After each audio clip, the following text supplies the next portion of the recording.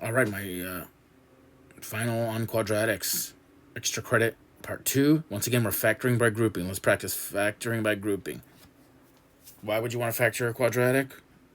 To get those factors so you can find which x values make y equals 0, and then you find your horizontal intercepts. But all we need to do for this video, or for these extra credit problems, is just factor these. So let's pick my colors here. I'm thinking let's go with brown and gray. I'm going to highlight in brown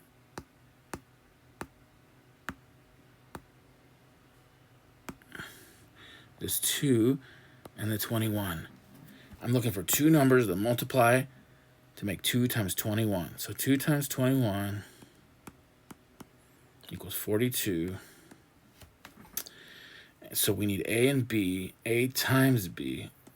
We need one number. A is one number and B is another, that multiply to equal 42.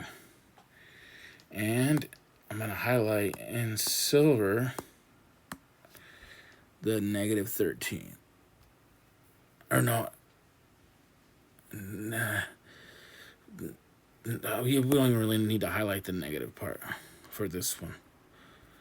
All right, that'll come into play later. We just need two numbers to add up to be 13. That same A times B that equals 42, I need those same two numbers to add up to 13. So what do? We're going to factor 42. Let's see what the factors of 42 are, because this will tell us everything that multiplies to make 42. It could be 1 times 42. It could be 2 times 21. 3 times... Oh, I forgot. It's 3 times something, but that's not what we're looking for. We're looking for 6 times 7.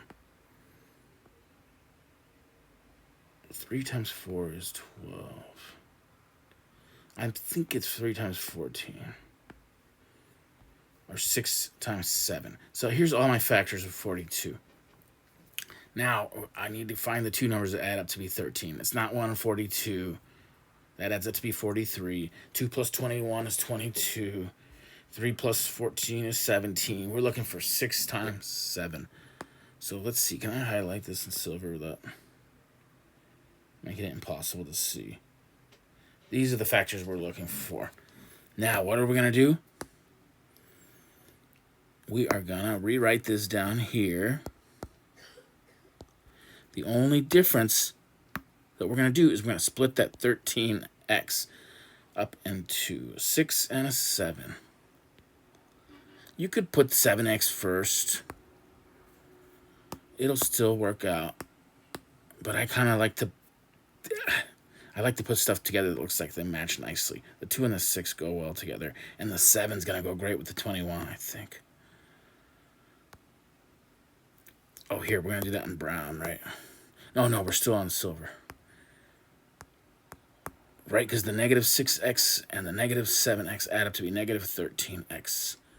And we got the plus 21. So the only thing I've changed here is to split this 13x up into minus 6x and minus 7x. Now, what I've got two groups. They call this factoring by grouping. I got my two groups here.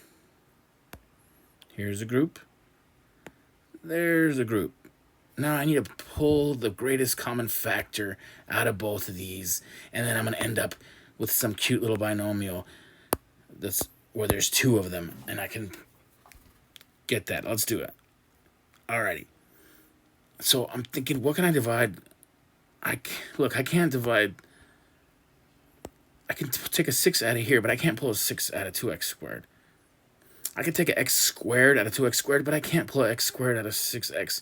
So it looks like I can pull the x out, and I can pull a 2 out. So both of them are divisible by 2x.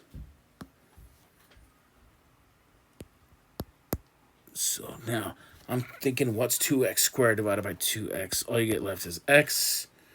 What's 6x divided by 2x? It is 3 minus 3. There we go. Okay. Now let's go for the other one, that negative 7x plus 21. Here's my other group. I'm looking for the greatest common factor between these two terms. See this term and this term? What's my greatest common factor here? Obviously, I can't divide 7x by 21. And I can't divide 21 by x. But I can, you know what's divisible? 21 is divisible by 7. 7 times 3 is 21. So let's pull 7 out of both of those. Now here, let me show you something. If you said plus 7, because so far mostly we've just been doing plus, right? If you divide them both by positive 7, you're going to end up with minus x plus 3. And that doesn't exactly look like this. Okay? We need to pull the negative out. We need to bring that negative with the 7, or else these aren't going to match up. So I'm looking for minus 7. So let's divide them, both those two terms on the right, by negative 7. So negative 7x divided by negative 7, we've got x left. And now I got a positive 21 divided by negative 7, and that gives me negative 3. And I check my work. Did I factor those right? Negative 7 times x is negative 7x. Negative 7 times negative 3 is positive 21. 2x times x is 2x squared. 2x times negative 3 is negative 6x. Everything's looking good, okay? And look what we got. We got these matching x minus 3's. So if you think about this 2x times x minus 3 and this negative 7 times x minus 3, I could divide both of these by this binomial right here. They've got that common factor. So I can rewrite this as 2x minus 7 times x minus 3. And if you don't believe me, multiply them back together. See, it works. Look, by the distributive property, I got to multiply x minus 3 times 2x, and that's right here.